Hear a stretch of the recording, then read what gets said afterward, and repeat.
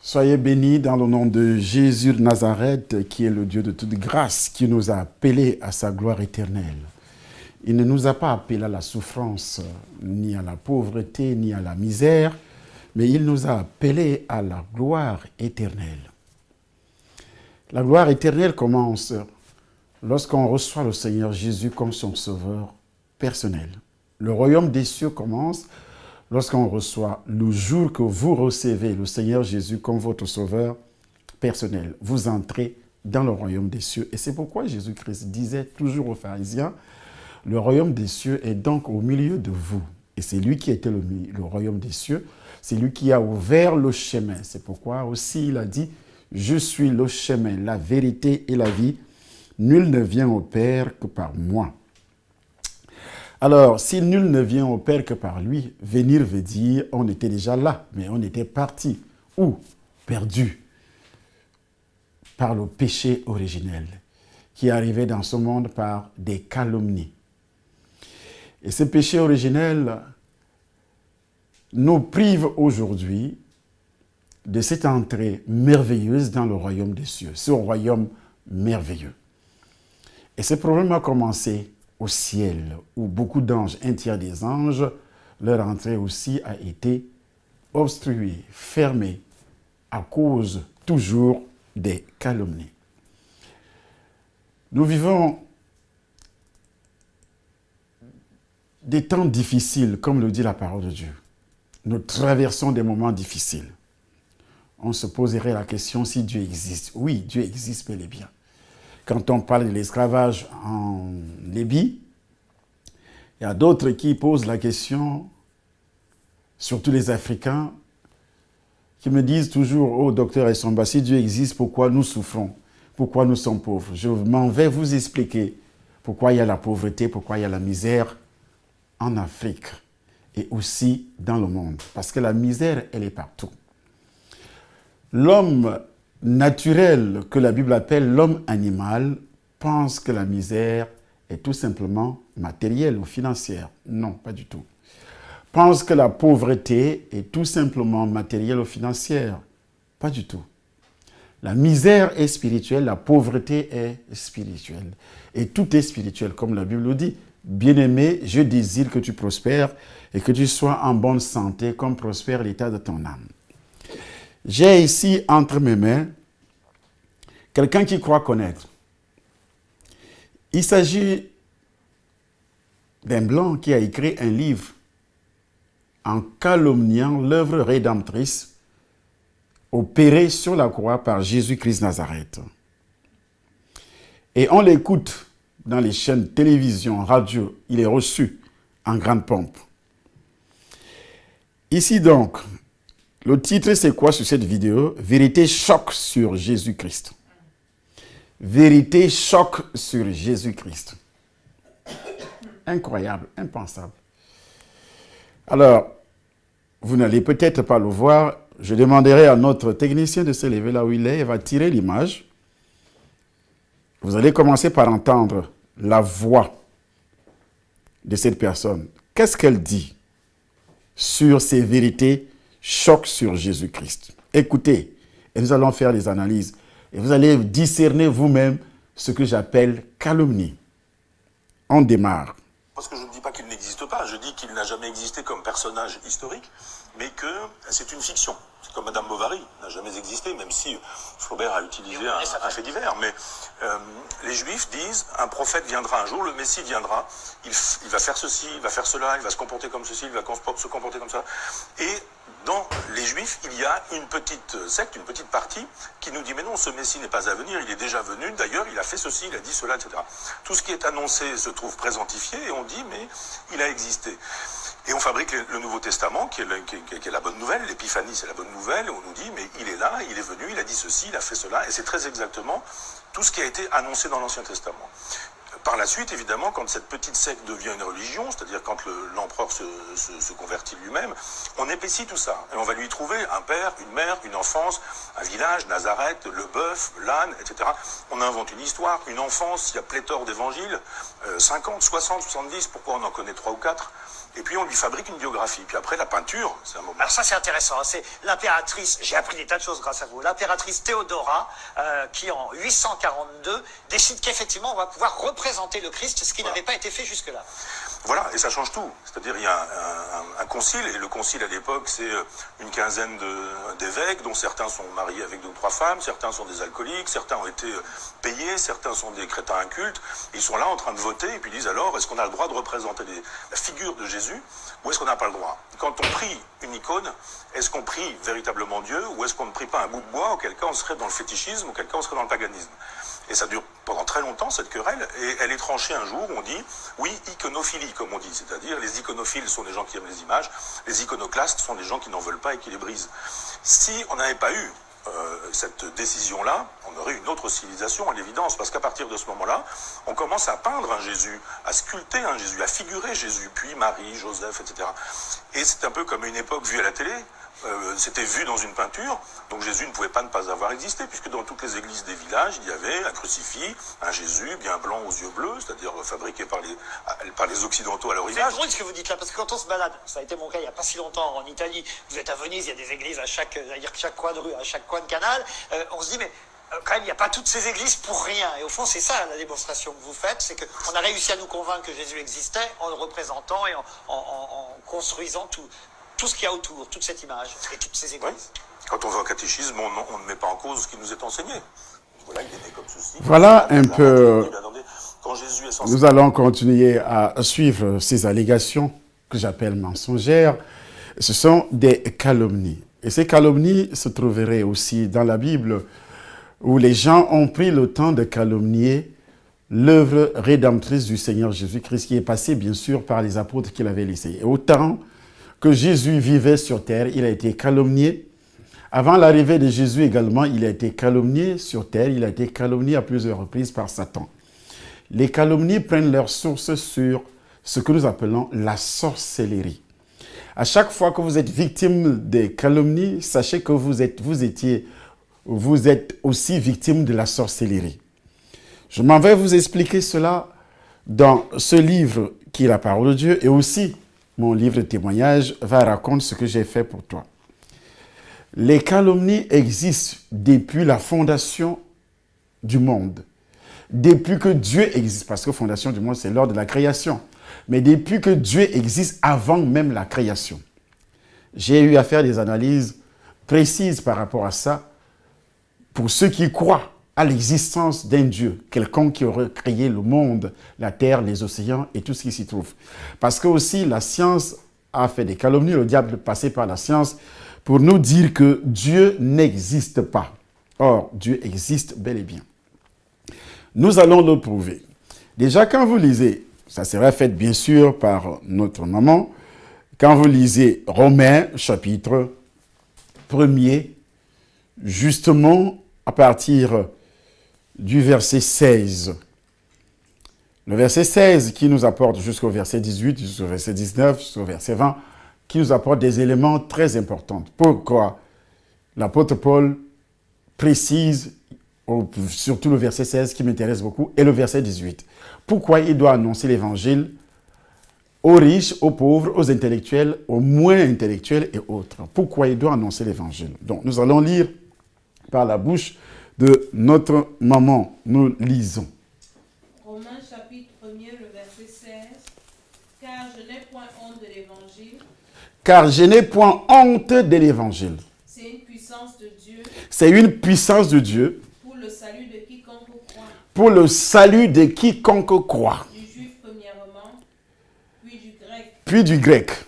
Parce qu'en lui est révélée la justice de Dieu par la foi. En lui est révélée la justice de Dieu par la foi. Et pour la foi. Et pour la foi. Selon qu'il est écrit. Selon qu'il est écrit. Le juste vivra par la foi. Le juste vivra par la foi. Bien. Tu peux d'abord s'arrêter à ce niveau. Car je n'ai point honte de l'évangile. C'est la puissance de Dieu pour le salut de quiconque croit. De quiconque croit. Bien. Un monsieur comme celui-ci qui vient de parler, avec tout ce qui l'entoure, on constate que le diable utilise les calomnies pour enlever cette petite phrase, cette puissance pour amener les uns et les autres à ne pas croire. Quand il dit pour le salut de quiconque croit, donc pour la délivrance de quiconque croit, on doit être délivré de quoi? Délivré de l'esclavage de Satan. Nous parlons de l'esclavage tout ce temps-ci dans ce pays qu'on appelle la Libye, mais ce n'est pas ce pays qui est à l'origine de tous les problèmes qui rongent la vie des Noirs. Non, ce n'est pas la Libye. Comme je le disais au cours d'une autre vidéo, l'esclavage a commencé et elle se manifeste toujours, même dans nos nations, dans nos tribus, dans nos villages et dans nos familles. Il y a des enfants qui sont maltraités dans les familles africaines, qui sont utilisés comme des esclaves, les enfants. Je précise, dans les familles africaines. Ce qui est absolument rare ici, en Europe, parce que si tu le fais, on t'envoie directement en prison. Mais qu'est-ce qui se passe chez nous? Nous sommes africains. Chez les Noirs, plus précisément, parce que je suis noir. Dans ta propre famille, moi j'ai été esclave. Des membres de ma famille qui étaient beaucoup plus nantis que mon père. Mon père aurait vécu dans une pauvreté après avoir vécu dans l'abondance. Il a travaillé comme fonctionnaire ou bien employé ou responsable éminent dans cette société, la Régie nationale des chemins de fer du Cameroun. Mais étant esclave de Satan, il ne pouvait pas prospérer. Et pourquoi il ne pouvait pas prospérer? Parce qu'il avait reçu des envoûtements. Les liens qui sont partis de sa famille, de génération en génération, qui l'ont poursuivi jusqu'à ce jour. Donc, il ne pouvait pas réaliser quoi que ce soit. Ce qui arrive aux Africains aujourd'hui n'a même pas commencé au niveau du Cameroun. Je le dis. Et je précise qu'il n'a pas commencé. Ça a commencé avant la fondation de ce pays, le Cameroun. Ça a commencé avant la fondation de ce pays, le Congo. Ça a commencé avant la fondation de ce pays, la Côte d'Ivoire. Le Mali, tous les pays noirs. Ça a commencé à quel niveau? Déjà, Noé, qui était le père des enfants qui ont été sauvés physiquement. Mais ces enfants-là n'étaient pas sauvés spirituellement. Noé lui-même n'était pas sauvé spirituellement.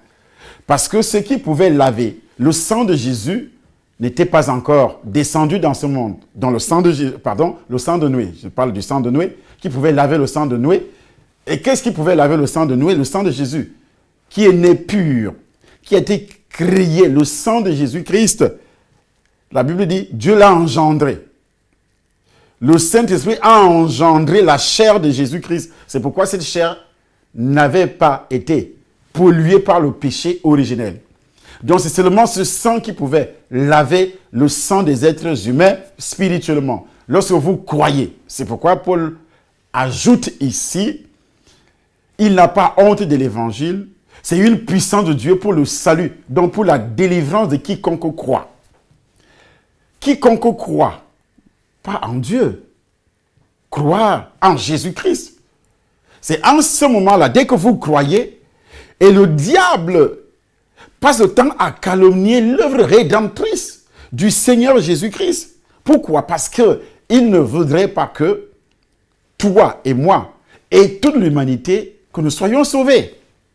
Alors il faut passer par des calomnies. Je dis bien par des calomnies.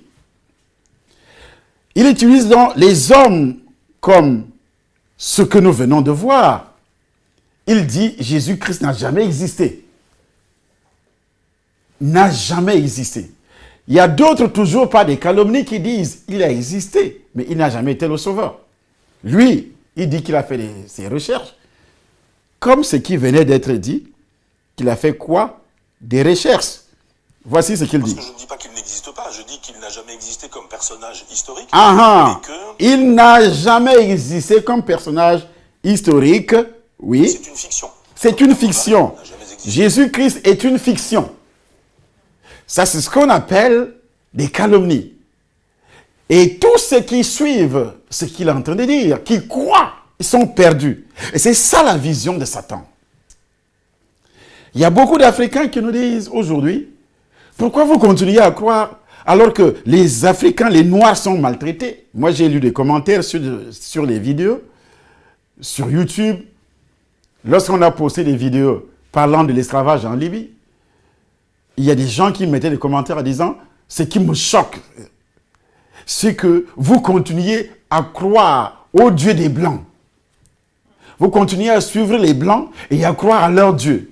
Donc Dieu est un Dieu des Blancs. Oui, il est un Dieu des Blancs, parce que les Blancs sont prospères. Et vous quittez vos pays pour venir chez eux. Pourquoi alors ne pas suivre leur Dieu? Puisque nous suivons tout ce qu'ils nous enseignent. Écoutez bien. Avant la colonisation, expliquez-moi le genre d'habit que toi, le noir, ton grand-père avait l'habitude de porter sur le corps. Ce sont des peaux des arbres, des écorces des arbres, pilées, transformées à leur manière. Pas d'une manière industrielle. C'est le blanc qui amène l'industrie pour pouvoir fabriquer des habits. C'est le blanc. Et on a laissé des peaux. Pourquoi aussi ne pas laisser des fétiches? Calomnie numéro 1, ceux qui nous disent que on doit, moi j'ai vu au Congo, on brûle les Bibles. Je dis bien, on brûle les Bibles. J'ai la vidéo. Je peux chercher cette vidéo et vous la présenter. En disant, en exhortant aux gens de ne pas lire la Bible, de suivre la religion de nos pères. Et la religion de nos pères, selon eux, c'est quoi? C'est la sorcellerie. La coutume, c'est quoi? C'est la sorcellerie. Les traditions, c'est quoi? C'est la sorcellerie. Maquillez ça comme vous voulez. Donnez un nom que vous voulez. Mais moi, j'appelle ça la sorcellerie. La Bible appelle ça la sorcellerie. Deutéronome chapitre 18, à partir du verset 10 jusqu'au verset 14. Lisez. C'est de la sorcellerie, tout simplement. Alors, lorsque le noir nous dit aujourd'hui qu'on n'a pas besoin du Dieu des Blancs, et puis vous venez chez les Blancs faire quoi? Pourquoi vous portez les habits? Alors, nous avons des forêts. Il y a des arbres là-dedans, dans ces forêts. Continuons à piler les écorces, en mettant ces écorces au soleil, et puis on essaie de les tisser avec les lianes, en mettant sur nous. Pourquoi vous êtes costumés? Pourquoi vous avez des robes? Pourquoi vous avez des habits somptueux? Et c'est la religion, selon les calomnies de Satan, que vous rejetez, prétextant que ça vient des Blancs. Et voici un Blanc qui dit, Jésus, c'est un truc imaginaire. Là, vous comprenez déjà que c'est plutôt un esprit qui est derrière. Chez les Blancs, on dit c'est imaginaire. Ceux qui parlent de... Parce que ce n'est pas tous les Blancs qui disent que c'est imaginaire. Il y a des Blancs qui sont véritablement des enfants de Dieu parce que l'évangile a commencé chez les Blancs. Et puis, quand Jésus arrive, il n'était pas noir, s'il vous plaît. On ne sait pas pourquoi. Il n'était pas noir. Les Hébreux ne sont pas des Noirs. Alors, il va porter la peau blanche. Est-ce que ça veut dire que un sauveur du monde, Dieu a tant aimé le monde, et il a donné son fils, afin que celui qui croit ait la vie éternelle. Donc ça veut dire que, comme il porte la peau blanche, on ne doit pas croire. Et c'est ça l'esprit, c'est ce que j'appelle la mentalité des nègres, des noirs. Excusez-moi si j'utilise le mot nègre, c'est la mentalité des nègres. Car ce qui peut amener le développement chez nous, on rejette. On reste dans les calomnies. Et ce sont des calomnies. Le fils de Noé l'avait calomnié. Est-ce que vous le savez que le fils de Noé l'avait calomnié? Maman peut nous chercher le verset. Avant de continuer à lire ce qu'on a cité tout à l'heure, nous allons d'abord lire le livre de Genèse. Je crois que c'est pas le chapitre 9, le chapitre 10, si je ne me trompe pas. Alors, il avait calomnié son père. Pourquoi? Nous allons découvrir les calomnies là-dedans. Maman, est-ce que tu peux lire, si tu as trouvé, dans le livre de Genèse. La Bible rapporte, je crois que c'est le chapitre 8. Ah, d'accord. Allons-y. Il est écrit. Dieu bénit Noé et ses fils et leur dit, soyez féconds, multipliez, remplissez la terre. Soyez féconds, multipliez, remplissez la terre. Ce sont les mêmes paroles qu'il avait prononcées avec Adam et Ève. Ceci avant le péché. Mais ici, il parle à Noé qui avait déjà hérité le péché originel. Mais comme il vivait sous la loi de Dieu, il suivait la parole de Dieu, mais il n'était pas sauvé. Et Dieu va l'épargner du désastre mondial, l'extermination des êtres humains sur toute la planète en envoyant le déluge. Il a envoyé le déluge. Il a exterminé tout ce qui respire sur la surface de la terre. Il a laissé 8 personnes, un père, une femme et les enfants et leurs femmes. Et puis, il a dit, choisis dans chaque race d'animal le mâle et la femelle. Parce que je voudrais épargner cette race de l'extinction. Et ce qui s'est produit. Alors, lorsque... Le verset 20. Oui. Verset 19. Ce sont là les 3 fils. Verset 18. Les fils de Noé qui sortirent de l'arche étaient Sem, Cham et Japheth. Cham fut le père de Canaan. Ce sont là les 3 fils de Noé et c'est leur postérité qui peupla toute la terre. Qui peupla toute la terre avec le péché originel dans le sang qu'ils ont acquis où? Chez Adam, leur père. Noé commença à cultiver la terre. Noé commença à cultiver la terre. Et planta de la vigne. Et planta de la vigne. Il but du vin. Il but du vin. S'enivra. Mais qu'est-ce qui a mené Noé? C'est le péché originel. Il était là. C'est un poison qu'on ne peut pas toucher, on ne peut pas voir. Malgré qu'il fut sauvé par Dieu lui-même, mais comme il était condamné par le péché originel, il était toujours attiré vers le péché. Il va boire le vin. Boire le vin, c'est ce qu'on appelle l'ivrognerie. Galates chapitre 5, chapitre 5, verset 19. Les fruits de la chair. Il y a l'ivrognerie dedans. Et Dieu dit, ceux qui commettent de telles choses n'hériteront point le royaume des cieux. Noé a fait la même chose. Pourquoi? Parce qu'il avait dans son sang une condamnation éternelle. Il a bu. Et lorsqu'il a bu, qu'est-ce qui s'est produit? Nous lisons. Il but du vin, s'enivra et se découvrit au milieu de Satan. Alors, il expose, deuxième péché, il expose la nudité. Au milieu de sa tente. Ce n'était pas dehors quand même, mais il était couché au milieu de sa tente qui est considérée comme une chambre, dans sa chambre. Alors, ça fait 2 péchés. Il boit le vin, il est saoul. Et après, il expose sa nudité. Oui. Cham, père de Canaan, Cham, père de Canaan, vit la nudité de son père. vit la nudité de son père. Rapporta dehors à ses deux. Il a vu avec les yeux. Il est allé calomnier, la puissance des calomnies. Il est allé raconter. Dors. La première fois que nous rencontrons le mot vin, cette première mention du vin dans les Écritures est associée à l'ivrognerie, au péché de la honte et aussi à la malédiction. À cause des maux qu'engendrent dans les boissons enivrantes, Dieu a fait de l'abstinence totale la règle absolue pour son peuple. Abstenez-vous de consommer de l'alcool. Mais on trouve des pasteurs qui consomment. Ce n'est pas des calomnies, c'est une vérité. J'ai vu avec mes yeux. Et qui sont parfois ivres. Moi, j'ai invité plusieurs chez moi et on a découvert qu'ils étaient ivres. Il y a même un qui a refusé de prêcher ce jour-là parce qu'il était sous prétextant qu'il est fatigué. Or, c'est parce qu'il était sous un homme de Dieu. Est-ce que c'est normal? Mais voici Noé qui, après avoir bu, il expose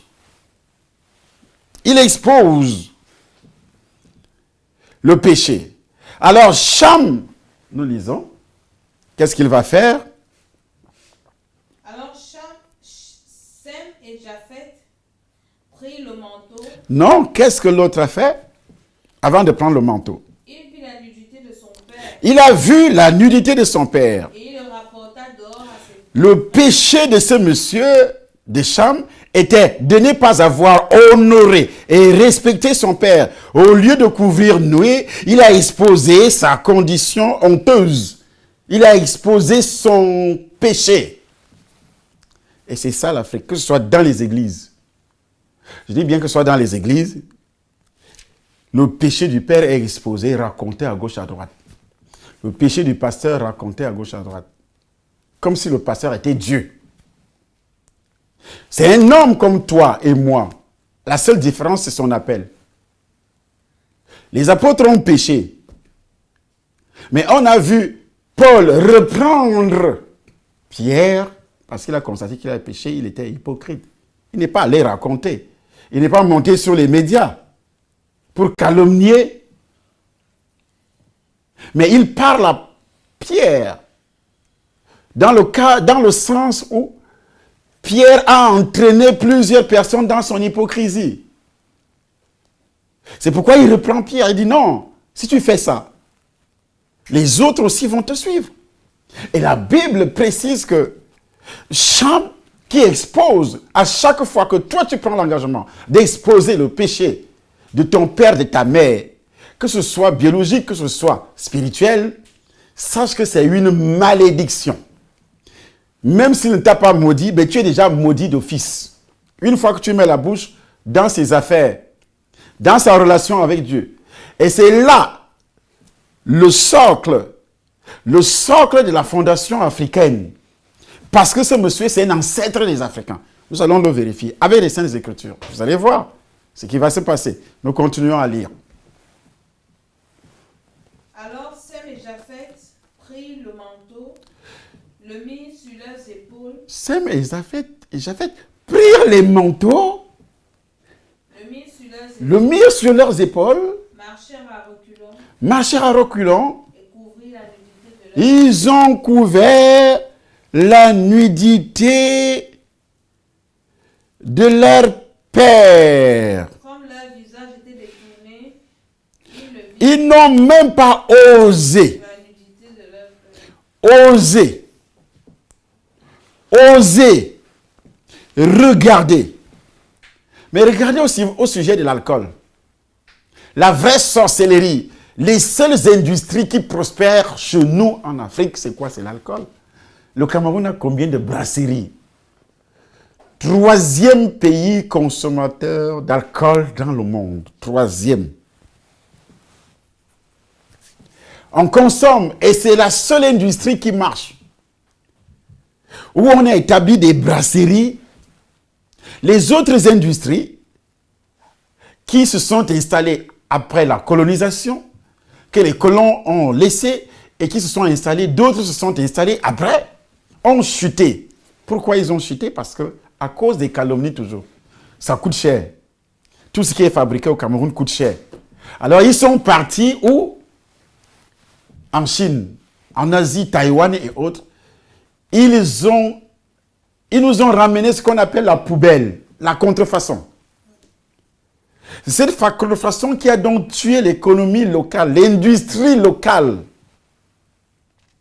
Donc tout ce qui était fabriqué, je prends l'exemple d'une boîte d'allumettes qui coûtait 10 francs CFA à l'époque. Alors, lorsque nos amis sont partis en Chine ou bien à Taïwan, ils nous ont ramené les allumettes. C'est un paquet comme ça. À l'intérieur, il y a 5 dans le paquet. Ça coûte 10 francs. Et ces allumettes-là, pour craquer les allumettes, tu dois utiliser au moins ces 5 bûchettes. Tu fais ça, ça se casse, ça tombe. Tu fais ça se casse, ça tombe. Tu fais ça se casse, ça tombe. Ça ne s'enflamme même pas d'abord pour commencer. Et tu vas finir une demi-boîte avant que l'avant-dernière bûchette s'enflamme. Une boîte est déjà partie. Mais l'original qui était fabriqué au Cameroun, par exemple, sans faire la publicité de quoi que ce soit, dès que tu prends une seule bûchette, ça s'enflamme directement. Et tu peux utiliser cette boîte pendant 2 semaines. Si tu n'es pas un fumeur. Pendant 2 semaines. Alors, c'est ce qui a amené ces calomnies. Je me rappelle qu'on fabriquait les chaussures chez nous, mais ces chaussures n'avaient jamais été achetées. L'usine a fermé. On fabriquait les savons. Ces savons, le riz. Il y avait une usine qui décortiquait le riz. Si c'est à Yagua, au nord du pays. Est-ce que cette usine existe encore? Ce n'est pas le riz de l'Asie que nous consommons. Au Cameroun, je parle du Cameroun, que je connais très bien. Tout ce qui était fabriqué localement, on a lancé une cabale de calomnies derrière ça. Les usines dont des Occidentaux qu'ils avaient installées, parce que le Camerounais ou l'Africain n'avait pas la technologie, n'avait pas l'industrie. Ce sont les Occidentaux. Et c'est ce qu'ils voulaient faire juste avant, au moment de la colonisation, quand ils s'installaient. Ils voulaient fabriquer ce qui était déjà fabriqué à l'extérieur, hors des pays africains. Ils voulaient faire ça à l'intérieur. Ils voulaient développer. Ils voulaient développer les pays pour que ces pays-là soient également comme les pays européens. Mais alors, qu'est-ce qui s'est passé? Les premiers, ils ont commencé aussi par les calomnies. Calomnie, c'est quoi? Est-ce que nos enfants à la maison, on ne fouette pas nos enfants? Nous, Africains, on fouette nos enfants. On corrige nos enfants. Est-ce que nos chefs traditionnels, moi j'ai vu les chefs traditionnels cracher sur les mains, jusqu'à ce jour, cracher sur les mains de ses assistants. Ils ne crachent pas. Il y a des ethnies au Cameroun où le chef traditionnel, c'est crachat ou bien tout ce qui sort de sa poitrine ne tombe jamais par terre. Dès qu'il fait alors tu dois présenter tes mains. Et quand tu présentes tes mains, il crache sur tes mains, tu ne jettes pas. Tu dois te oindre avec ces crachats. C'est ça la tradition chez nous. Et cette tradition qui est absolument démoniaque, qui humilie l'homme, qui élève seulement une seule personne, le chef traditionnel. Et c'est ce qui se passe également de nos jours avec les chefs d'État, qu'eux ils sont bien. Et les pays ne sont pas bien, dont les habitants du pays n'ont pratiquement rien. Dans les temps passés, les chefs traditionnels avaient aussi tout. Et c'est eux qui vendaient. Lorsque les Blancs venaient donc avec du sel, les Blancs venaient avec tout ce que nous avons aujourd'hui, je dis bien, ils venaient avec des miroirs, ils doigtaient seulement 5 ou 10 personnes. On t'attrape, on t'attache, tu es parti. Est-ce que les Blancs, lorsqu'ils sont arrivés, pendant la colonisation, ils ont commencé seulement à arrêter les gens? Non. Ils avaient déjà trouvé les esclaves. Que chaque ethnie avait ses esclaves. C'est pourquoi ils faisaient la guerre. La guerre aussi n'a pas commencé avec les colons. La guerre était d'abord ethnique. Entre les ethnies, c'est pourquoi les Bassa chez nous appellent les Ewondo Libye. Libye veut dire quoi? Esclaves. Renseignez-vous, ceux qui sont camerounais. Les Bassa appellent des Ébétis comment? Les Libye. Libye veut dire quoi? Ma mère était Bassa. Si je le dis, parce que je sais. Donc, ça veut dire des esclaves. Et c'est le blanc qui est venu, il a arrêté ça. Il a arrêté ça. Vous étiez nos esclaves, vous étiez quoi? Ça se produisait à l'intérieur de la nation, qui n'était pas encore une nation camerounaise. C'était des petites agglomérations et chacun dictait sa loi. Chaque chef traditionnel, à Yaoundé, on avait celui qu'on appelait Atanancham. Avant Atanancham, il y avait d'autres également. Ils étaient des rois. Et qui maltraitaient, j'appelle ça maltraiter.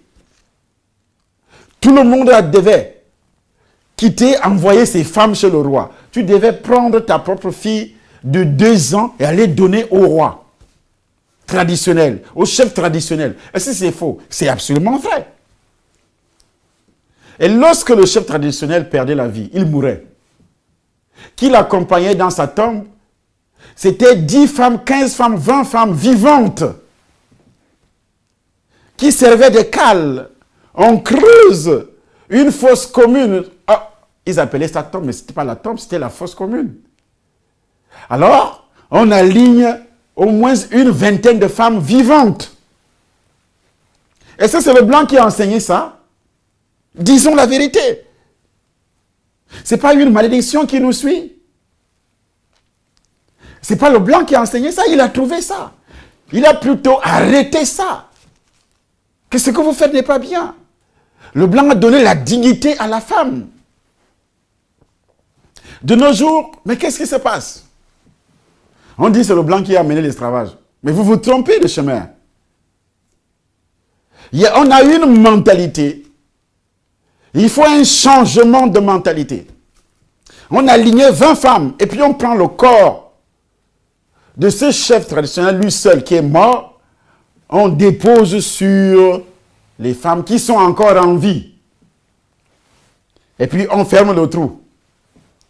Prétextant, selon la coutume, que les femmes accompagnent le monsieur dans son voyage dans l'au-delà. Des imaginations qui n'ont rien à voir avec la réalité. Il est réservé aux hommes de mourir une fois, après quoi vient le jugement. Dès que tu fermes les yeux, tu es sauvé, le ciel. Tu n'es pas sauvé, c'est l'enfer. Il t'accompagne où? Bon, comme vous tous, que ce soit l'homme qui est mort, le chef, et les femmes aussi qui ne sont pas sauvées, vous allez où? Vous tous en enfer. Mais eux ne le savaient pas. Alors, voici des manifestations d'esclavage. Il y a des gens qui vont m'écouter, qui vont regarder cette vidéo, et qui comprennent parfaitement, et qui savent certaines choses, surtout les vieux là, et même dans les livres, pas les livres, les gens ont écrit comment l'esclavage se pratiquait en Afrique. Allez sur Google, parce que l'Africain n'aime pas lire. Nous sommes seulement sur Facebook comme Barack Obama le disait. Barack Obama dit quoi? Nous allons revenir là-dessus. J'ai posté cette vidéo aujourd'hui et je crois que nous allons mettre également cette vidéo. Je parlerai avec vous qu'avec des vidéos. Parce que ce n'est pas normal ce qui se passe aujourd'hui en Afrique et dans le monde. Alors, voici ce que Barack aurait écrit. Il a dit, pas qu'il a écrit. Nous allons découvrir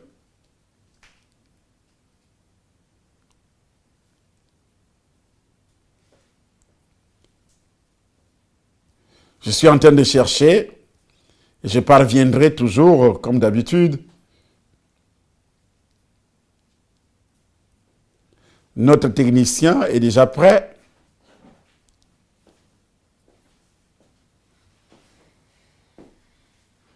Pour nous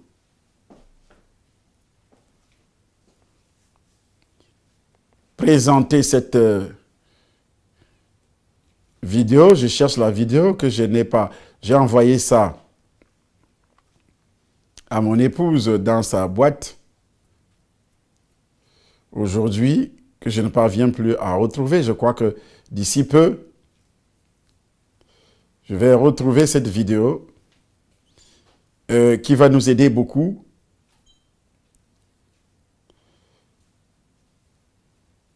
Parce que pour moi, c'est très important de le faire. Pourquoi? Parce qu'il y a beaucoup de personnes qui racontent des histoires.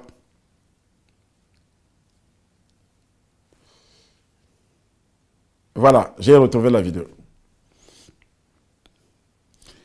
Écoutez, c'est très très important. Ancien président américain Obama parle, c'est quelqu'un qui a fait un commentaire, mais ce qu'il dit... Le président. Voilà, voici ce qu'il dit. Trop de temps, ils se sont fait exploiter les Africains. Le continent qui contient le plus de jeunes au monde. Après avoir constaté que vous faites exploiter, que font les jeunes Africains pour changer les choses? Il y en a qui disent qu'on ne peut rien faire. De toute façon, c'est l'Occident qui choisit nos présidents. L'Occident peut choisir vos présidents, mais il n'y a que vous qui pouvez les chasser. Vous pouvez demander à Blaise Compaoré, il mange des beignets en ce moment, je ne sais pas où. Vous avez le droit de vous battre pour votre liberté, votre dignité, comme le fait le peuple juif, ainsi que les peuples palestiniens. Vous devez voir ce qu'il y a derrière la montagne. Ils nous ont fait ceci, ils nous ont fait cela, arrêtez de se plaindre. Tout le monde sait combien l'Afrique a souffert, c'est bon. Quand il y a un accident, imaginez une voiture qui vous rentre dedans. La première chose qu'on fait, c'est un constat à l'amiable. Tout le monde est d'accord. L'Afrique se fait exploiter ses richesses. L'Afrique se fait exploiter par les Occidentaux. C'est un business. Mais après que beaucoup d'entre vous ont fait le constat, on reste au niveau du constat et on ne fait plus rien. Le changement en Afrique, c'est pas demain, c'est maintenant. On est d'accord? Donc il faut arrêter de faire pitié. Allez à l'école, comme moi. Beaucoup d'entre vous sont là. Ce qui les intéresse, c'est si on a liké sa photo sur Facebook. Voilà à quoi est occupée la majorité des jeunes africains. Beyoncé a pété dans l'eau. Sans même savoir qu'on vous fait regarder dans la mauvaise direction. On vous fait croire qu'un noir qui a réussi, c'est un noir qui chante ou un noir qui court derrière un ballon. Pour répondre au mec qui disait que je faisais rien pour les Africains, sache que moi aussi, je suis le produit d'un système. Un système capitaliste basé sur le libre-échange, basé sur la maximisation du profit. Je vends des armes. S'il n'y a pas la guerre, comment je fais pour les vendre moi, mes armes? Voilà. Vous aviez tous entendu les allégations de ce monsieur qui était le président des États-Unis, le pays le plus puissant du monde. Ce n'est pas un secret pour qui que ce soit. Ce qui m'a beaucoup plus intéressé, les autres ne m'intéressent pas du tout. Ils demandent de se soulever, tout ça, parce qu'eux, ils veulent vendre des armes. Il dit qu'il fabrique les armes. S'il n'y a pas de guerre, il a dit que s'il n'y a pas de guerre, comment il va faire pour vendre ses armes? Et c'est pourquoi les guerres naissent de part et d'autre sur la planète Terre. Alors, vous comprenez. Mais ici, il a dit quelque chose. Il dit, on passe le temps à crier que l'Afrique est exploitée. Mais qu'est-ce que vous faites? Lorsque vous découvrez que l'Afrique est exploitée, les matières premières du sous-sol africain sont exploitées. Mais alors, qu'est-ce que vous faites? Est-ce que vous allez continuer à crier tous les jours? Alors, il faut créer les industries. Il faut créer les industries pour que ces matières premières soient transformées sur place. Que de continuer à s'insulter, à mettre les photos, comme il le dit sur Facebook. J'ai déjà 100 j'aime, 200 j'aime, 2000, 3000 jusqu'à sponsoriser. On ne fait absolument rien. On est sur Facebook 6 heures par jour. On consacre 6 heures par jour. Il dit que vous êtes en train d'être exploité.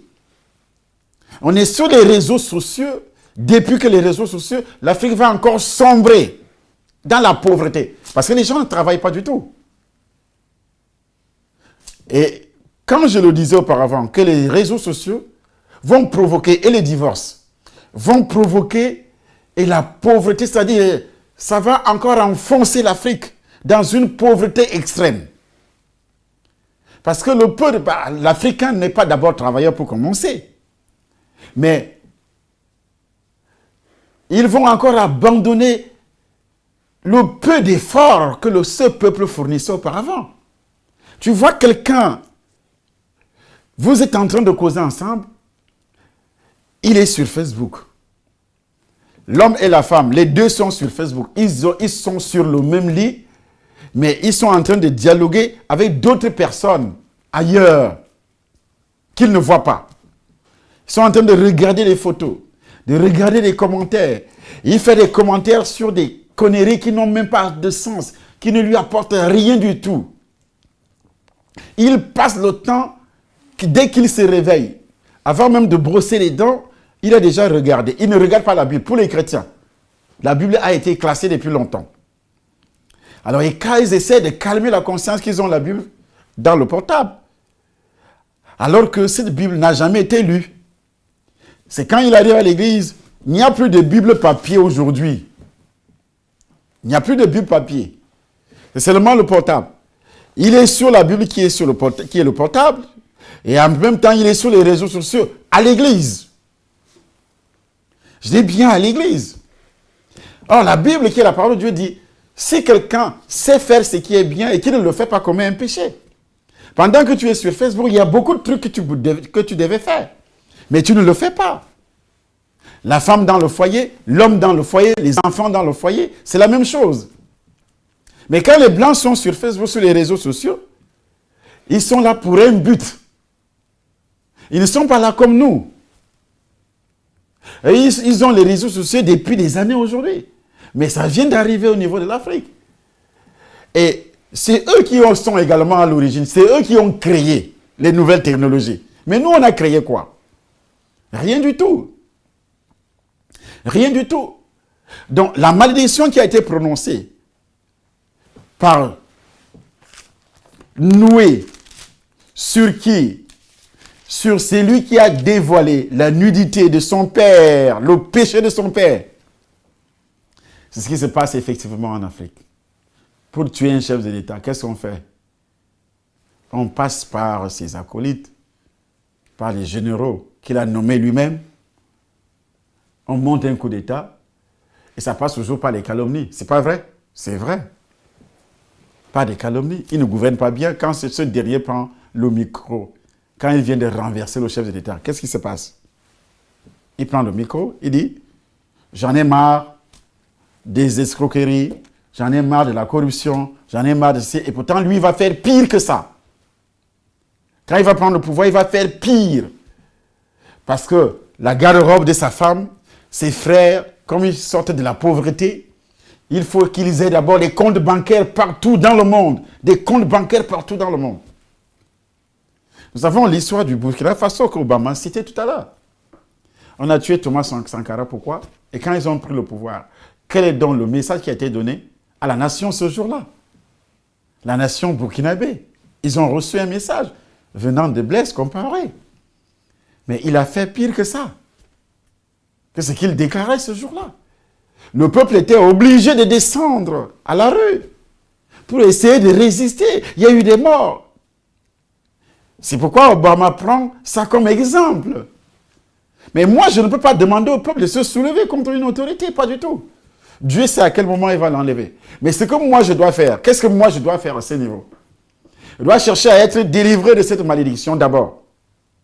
L'Afrique ne peut jamais se développer parce que l'Afrique porte une malédiction prononcée par le grand-père des Africains qui est Noé. Nous continuons à lire selon la lecture qui a été faite. La Bible dit, lorsque Noé s'est réveillé, nous sommes au verset 24, de son vin, il dit, il a pris ce que lui avait fait son fils cadet, et il dit, maudit soit Canaan, maudit soit Canaan, qu'il soit l'esclave des esclaves de ses qu'il soit l'esclave des esclaves de ses frères. Il dit encore, béni soit l'Éternel, Dieu de Sem, et que Canaan soit leur esclave. Que Dieu étende les possessions de Japheth. Que Dieu étende les possessions de Japheth. Qu'il habite dans les tentes de Sem. Ah. Et que Canaan soit leur Et qu'il habite où? Dans les tentes de Sem. Le fils de Noé, qui n'a pas été mort, qui a couvert. Et ce fils de Noé-là, Sem, c'est la postérité d'Abraham. Voici la postérité de Sem. Sem, âgé de 100 ans, engendra à page 2, et quand vous continuez, vous allez voir un peu plus loin, la Bible rapporte que Terach, âgé de 70 ans, engendra Abraham, toujours dans la lignée de Sem. Pourquoi Abraham n'est pas né dans la lignée de Canaan? Et nous allons voir qui est donc dans la lignée de Canaan. Ce sont là les fils de Sem selon leur famille, selon leur langue, selon les pays, selon la nation. Telles sont les familles des fils de Noé, selon leur génération, selon leur nation. Et c'est d'eux que sont sorties les nations qui sont répandues sur toute la terre après le déluge. Après le déluge. Alors pourquoi c'est dans la famille de Sem qu'Abraham va naître. Vous comprenez petit à petit maintenant pourquoi les autres sont bénis et pourquoi pas vous. Parce que nos origines, nous les noirs, je dis noirs, on a le cœur noir, les yeux noirs, je sais, tout est noir en nous. Si c'est réellement le noir qui avait la place du blanc dans le monde, mais le blanc n'existerait même pas. On allait le mettre dans la marmite et manger, parce que nous sommes capables. On s'est détruit d'abord entre nous, nous les noirs. On s'acharne les uns contre les autres. La destruction. C'est ça qui retarde l'Afrique. Nous n'aimons pas nos propres frères, que ce soit ceux qui gouvernent, n'aiment pas leur propre peuple. Le peuple est l'esclave de ceux qui gouvernent. Or, en Occident, les autorités protègent le peuple. Mais chez nous, l'exemple palpitant, depuis que ce problème a commencé. On dit on a envoyé un avion qui allait chercher. Ça arrange le problème. Est-ce que c'est ça l'origine du problème? C'est la Libye qui est l'origine du problème. L'origine du problème, c'est la pauvreté. Mais il y a combien de milliardaires, lui seul, un fonctionnaire milliardaire, qui n'a pas une industrie. Quand tu arrives en Suisse, tu vas rencontrer propriétaires des industries, des montres, de ceci. Ils sont propriétaires, c'est une famille propriétaire. Ils ne sont pas fonctionnaires, ni ministres, ni quoi que ce soit. Mais tous les Africains veulent faire la politique pour devenir milliardaires, pour s'enrichir. Ce n'est pas pour bien gouverner. Notre politique, c'est pour voler, pour détourner. Après, on fait des documentaires, on dit, ce sont les hommes de Dieu qui appauvrissent le peuple. Calomnie sur calomnie, on s'enfonce. Les hommes de Dieu gèrent quel budget? Dites-moi. Moi, Tchadé Somba, je gère quel budget?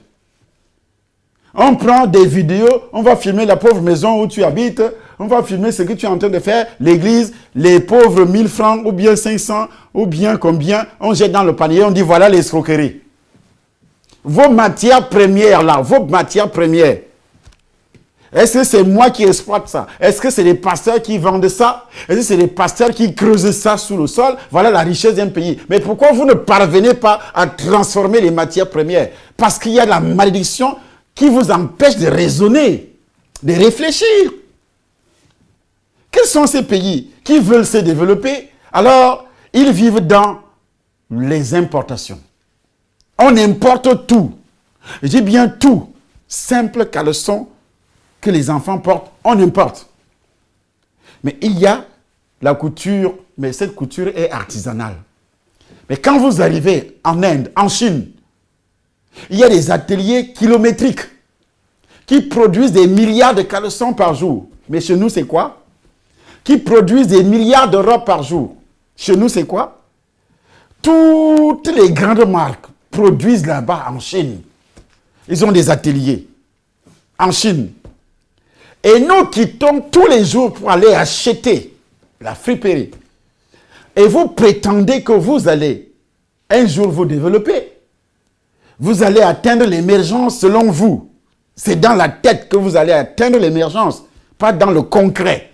Vous le dites pour calmer réellement vos élans de convoitise. Mais ça n'arrivera jamais, ce n'est pas une malédiction que je prononce. Mais si vous ne changez pas de mentalité africaine, de trahison, entre ceux qui se disent chrétiens, ils se trahissent, s'insultent. Nous utilisons Facebook aujourd'hui pour s'insulter. Bagarrer. Les prostituées africaines qui sont en Europe, elles bagarrent sur Facebook. On filme, on met sur Facebook. Des insultes. Tu as fait ça, tu as fait ça, tu as fait ça. Les hommes d'affaires, même chose. Pasteurs, même chose. État, même chose. Fonctionnaires, même chose. Journalistes, même chose. Mais on ne voit plus le rôle des journalistes aujourd'hui. C'est CNN qui révèle ce qui se passe. Mais où sont les grandes chaînes de télévision africaines qui sont forts pour faire des montages? Ils vivent dans les églises. C'est ça l'industrie. Pourquoi vous ne demandez pas aux autorités d'amener l'industrie, d'installer des usines, de donner des conseils, ce qu'il faut? Vous ne dites absolument rien. Ce sont des calomnies pour que le réveil n'arrive pas. Dès qu'on te donne 500 000 francs CFA, on dit va parler mal contre Tchali Somba. Tu prends seulement le big machine et la malédiction tombe sur toi parce que Dieu ne pardonne pas. La malédiction tombe sur toi. Et puis ça va de génération en génération par le canal des calomnies. Je précise bien par le canal des calomnies. Ce qui est arrivé à l'homme qu'on appelle Canaan, votre ancêtre. C'est là qu'est sorti tous les Africains. Sous cette malédiction, c'est pourquoi on dévoile toujours les péchés des autres. On croit mieux faire. Tu fais quoi? Tu te détruis. L'autre, il a fait ça, non? Mais qu'est-ce qui s'est produit? Qu'est-ce qui s'est produit? On règle nos problèmes sur les réseaux sociaux. On règle nos problèmes à l'étranger. Les Africains quittent l'Afrique pour aller résoudre des problèmes entre tel opposant et le gouvernement à l'étranger. J'ai dit à l'étranger. Je n'ai jamais vu les problèmes de France réglés en Afrique. Je n'ai jamais vu les problèmes des États-Unis réglés en Afrique. Non. Tous les jours, on va régler les problèmes d'un pays africain ou à l'étranger. On doit s'asseoir autour de la table. C'est ce qu'on appelle la pauvreté mentale, pauvreté spirituelle.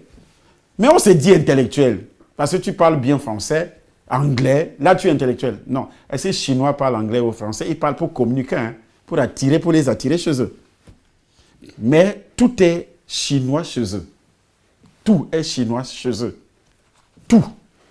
Et avec leur argent, ils s'imposent dans le monde aujourd'hui. Ils s'imposent. Ils ont du respect, les Chinois. Mais qui respectait les Chinois auparavant? Vous voulez qu'on vous respecte par rapport à quoi? Vous êtes pauvre. Là dans la tête, la pauvreté, c'est pas... Vous dites que nous sommes riches. Riches par rapport à quoi? C'est l'homme qui a la connaissance qui est riche. Qui a la connaissance. Je ne dois pas calomnier mon frère. Je dois aller manger dans le restaurant de mon frère. Parce que ça doit apporter de l'argent pour nous. Mais tu esquives le restaurant de ton frère, tu esquives le magasin de ton frère, tu esquives tout ce qui concerne. Et tout ce qui vient de ton frère est mauvais. L'église de ton frère, dès qu'on apprend, Tchali Somba est venu enfant. Hey! Aucun Camerounais n'entrera. Déjà, ceux qui sont en Afrique commencent à appeler. Il ne faut pas aller là-bas, hein. Il ne faut pas aller là-bas, hein. C'est un espoir. Hein. Il va te vendre, hein. Il va faire ceci, hein. Des calomnies, des calomnies, des calomnies, des calomnies, des calomnies. Tout ça, c'est pour que tu restes avec ta sorcellerie et pour que tu sois encore maudit. Ce n'est pas le blanc qui le fait. C'est toi-même qui appelle le blanc pour dire que ton frère n'a pas de papier. Est-ce que c'est faux? Ton frère n'a pas de papier. C'est là dans ta tête. Et après, vous accusez les blancs. Les blancs ont fait quoi? Les blancs ont trouvé ce que vous êtes.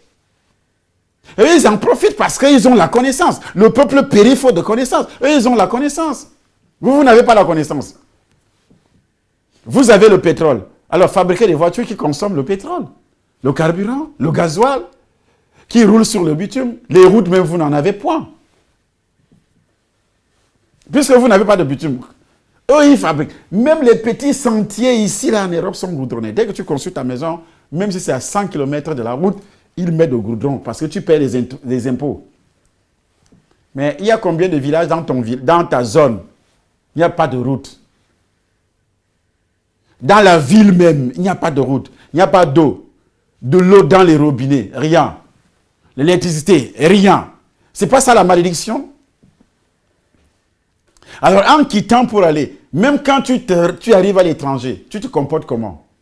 Tu arrives dans un pays béni où il y a la civilisation, mais toi, tu n'es pas civilisé. Il faut voir le comportement. Tu montes dans le train, tu prends tes pieds, tu poses sur la chaise où tout le monde doit s'asseoir. Mais eux, le blanc ne fait pas ça. Au bas des immeubles, on crache. Je dis on crache, africain là, on crache. En route, on crache. On marche en route en utilisant nos racines que nos ancêtres utilisaient auparavant pour brosser les dents. On utilise ça ici, on importe ça. On importe les serpents. On importe les serpents de l'Afrique. Les serpents qui sont nos totems. Et vous voulez dire quoi? Vous voulez parler, ouvrir la bouche au blanc, que le blanc t'a fait quoi? Le blanc t'a fait quoi? C'est toi-même, c'est celui-là qui vend son frère. Le blanc, pour exploiter notre pétrole, il donne combien? Parce qu'ils ont la connaissance. Mais nous, on n'a rien. Ils ont raison de nous donner 10%. Mais alors, avec les 10%, on fait quoi? On entend seulement que tel a volé 15 milliards, l'autre a volé 200 milliards, l'autre a volé ceci, l'autre a volé ceci. Après, on monte à la radio. On va fermer toutes les églises. On va fermer toutes les églises, comme ce sont les églises qui volent l'argent. Et ce sont les églises qui vous empêchent d'avoir le goudron, les autoroutes. Et ce sont les églises qui vous empêchent d'avoir l'électricité, d'avoir la connaissance, d'avoir des industries pour transformer simple cacao que vous cultivez vous-même, pour transformer simple café que vous cultivez vous-même. Ceux qui transforment ce café à l'étranger sont des milliardaires. Ceux qui transforment le cacao à l'étranger sont des milliardaires. Mais ceux qui cultivent en Afrique sont des pauvres minables. Les CHU se ferment en Afrique parce qu'il n'y a pas d'argent.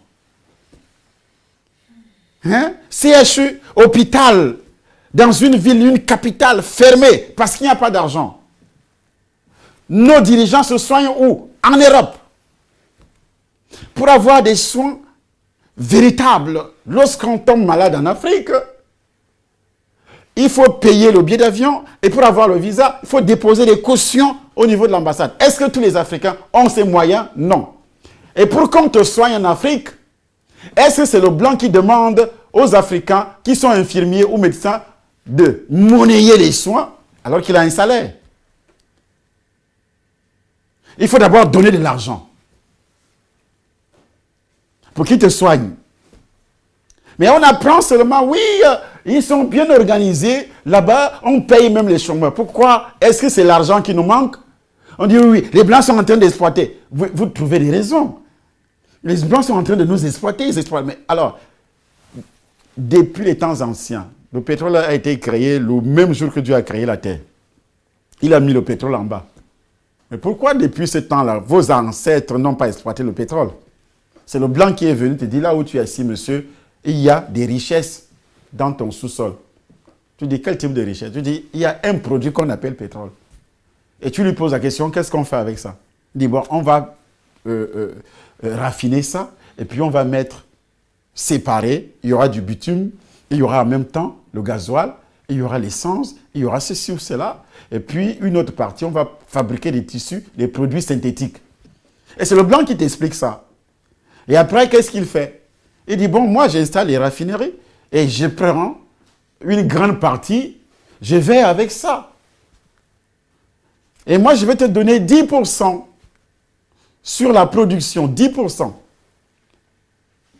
Mais il amène sa technologie. Toi, tu as ça depuis longtemps et tu meurs de pauvreté. Tu avais ça, ce pétrole-là, sous la terre. Il n'y avait pas de matière synthétique, rien. Il n'y avait pas de tissu, rien. Il n'y avait pas de tapis, rien. Il n'y avait rien. Il n'y avait pas de goudron. Est-ce qu'il y avait des autoroutes? Même jusqu'à présent, il n'y a pas d'autoroute.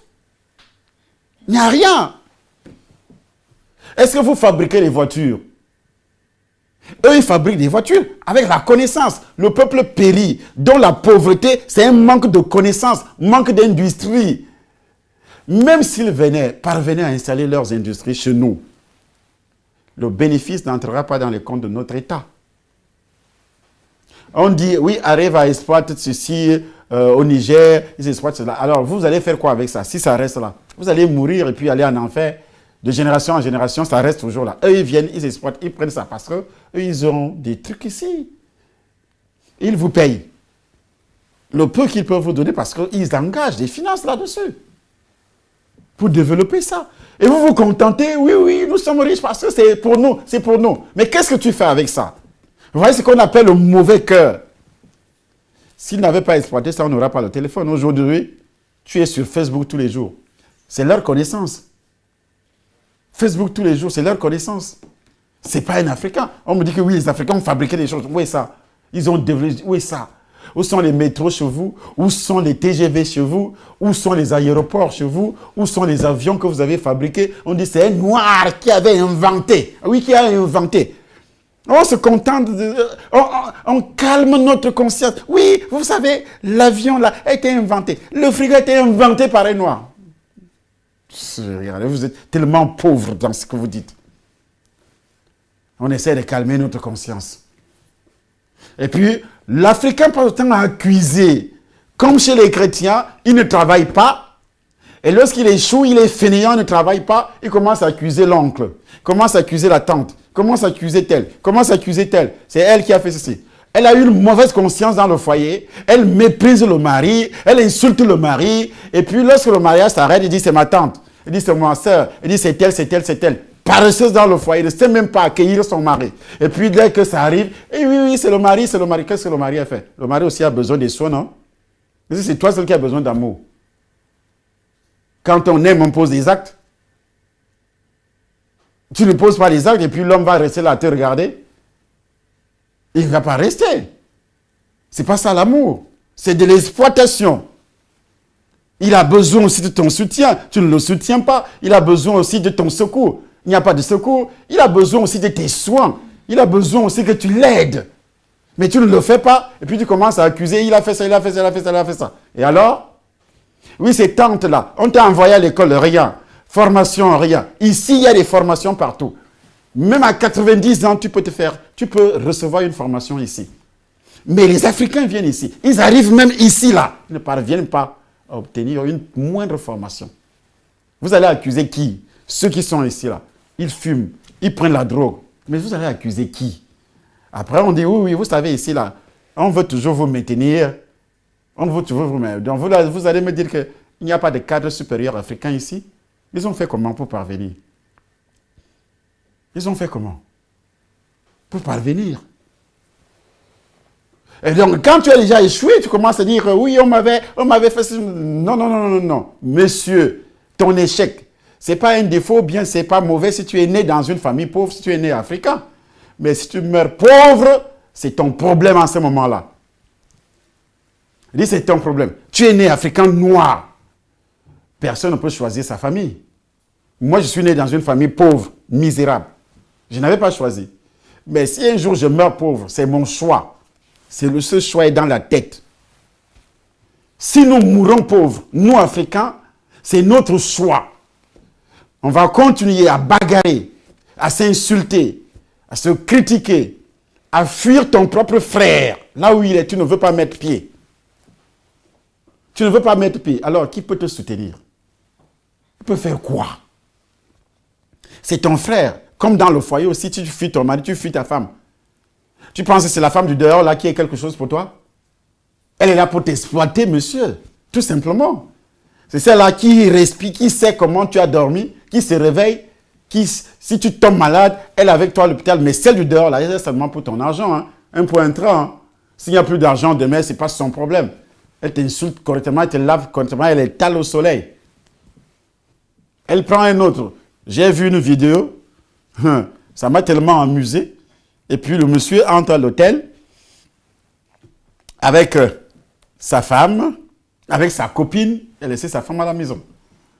Et puis la femme va à la douche, la femme met leurs choses qu'elles ont l'habitude de mettre entre les jambes, dans la partie intime avant d'avoir des rapports seuls avec toi. Elle prend les bouffées d'herbe, elle met dans le sexe. On a montré ça, elle est dans les toilettes. Et le monsieur est assis sur le lit, dans la chambre de passe à l'hôtel. Le téléphone de la dame s'est mis à sonner. Le monsieur voit d'abord Tata numéro 1. Deuxième coup de fil, Tata numéro 2. Troisième coup de fil, Tata numéro 3. Il appelle sa famille, sa copine, dit, mais viens répondre au téléphone. Elle vient, dit, ah, c'est ma tata, elle me dérange. Vraiment, elle me dérange. Elle dit, non, je ne réponds pas. Elle dépose le téléphone. Elle retourne dans ses trucs, là-bas, dans les toilettes. Tata numéro 6. Non, tata numéro 5, ça s'arrête là. Le monsieur dit, hey, ton tata là, ta tata, vraiment, elle a beaucoup de numéros, hein. Quand la dame est revenue, elle a beaucoup de numéros. Il dit, oui, c'est comme ça qu'elle est. Elle est comme ça, elle n'est pas claire, elle trouve toujours des raisons. Après, elle est repartie dans les toilettes et le monsieur commence à copier, prend le téléphone, commence à copier tous les numéros. Tata numéro 1, tata numéro 2, tata numéro 3, numéro 4, numéro 5, numéro 6. Quand il arrive sur tata numéro 6, le monsieur reconnaît son propre numéro. Que c'est lui qui est le tata numéro 6 là. Il dit, ah, ça c'est mon numéro. Il prend son téléphone, il appelle sur le téléphone de sa copine qui est à côté. Le téléphone commence à sonner, tata numéro 6. Donc il a compris que tous les numéros là, le numéro 1 c'était un homme, numéro 2 c'était un homme, numéro 3 c'était un homme. Et il est classé en 6e position. Quand la femme est venue dire à la femme, mais tu es méchante. Parmi tes tatas, parmi tes hommes là. Donc moi je suis classé en 6e position. Pas même 2e position. Ça veut dire que tu m'as méprisé. Ça veut dire que je ne vaux rien pour toi. Et pourtant, j'ai fait tout pour toi. Je paye mes eaux. Je donne l'argent. Je fais ceci. Moi, je suis classé en 6e. À partir d'aujourd'hui, fini. Il n'y a plus de relation entre moi et toi. Il ramasse même le cadeau qu'il avait gardé, emballé à la dame. Il a ramassé, il est sorti. Tata numéro 6 est sorti. Tata numéro 6 a fait quoi? Est sorti. Je ne dis pas que ça ne se passe pas ailleurs, ça se passe régulièrement chez nous. L'exploitation de l'homme par l'homme, c'est ça l'Afrique. Nos propres frères, nos propres sœurs.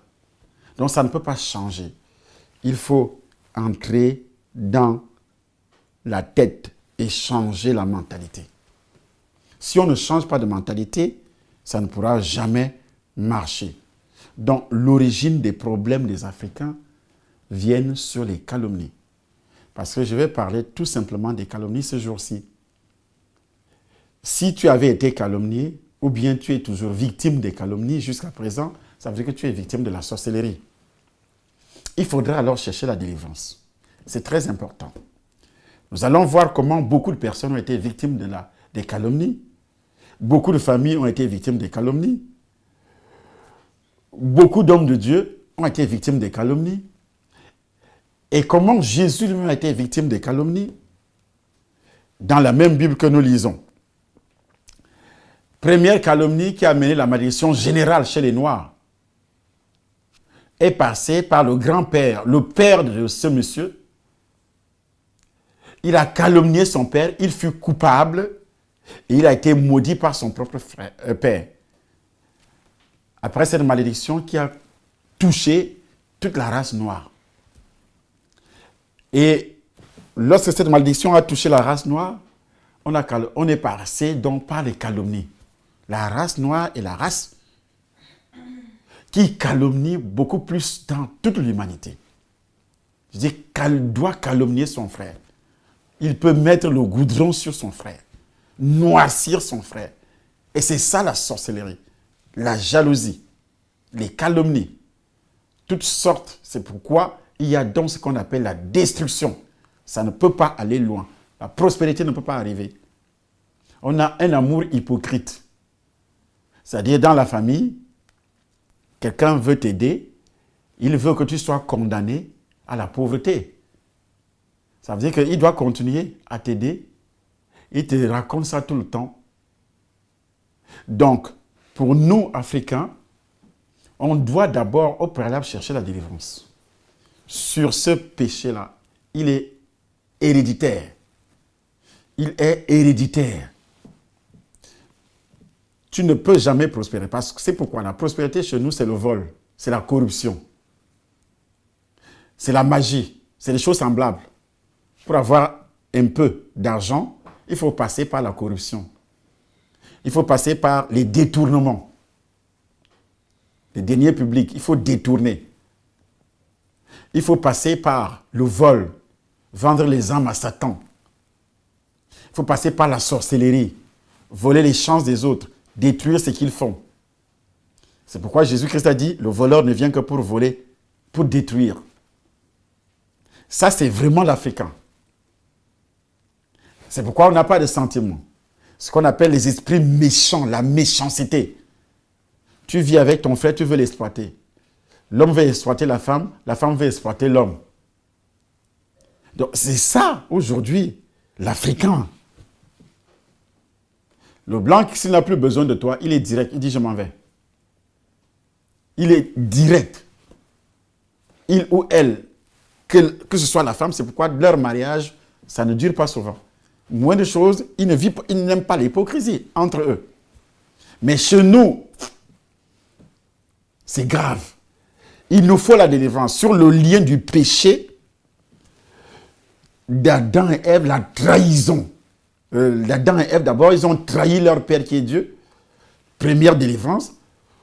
Deuxième délivrance qu'il nous faudrait également, c'est la délivrance du péché héréditaire. Et ça, nous avons notre belle salle, l'inauguration de cette salle, le 23. Mais les cultes ont commencé. Sur cette adresse 47 avenue, au 47 avenue du Général Deslandes, au 95 330 à Daumont. Vous pouvez appeler sur le numéro. Et en même temps, nous avons notre salle au niveau de Lyon. Les séminaires démarrent le vendredi 1er, samedi le 2 et dimanche le 3, toujours sur cette adresse. L'adresse à Lyon est celle-ci. Le 1er à partir de 18h, le 2 à partir de 17h, qui est un samedi, et le 3 à partir de 9h. Adresse 24 avenue Johannes Massette au 69 009. Centre d'activité Georges Deloup, bâtiment Parcérel. Le téléphone, c'est toujours le mien. 0033 64 39, pardon. Oui, 64 39 89 224.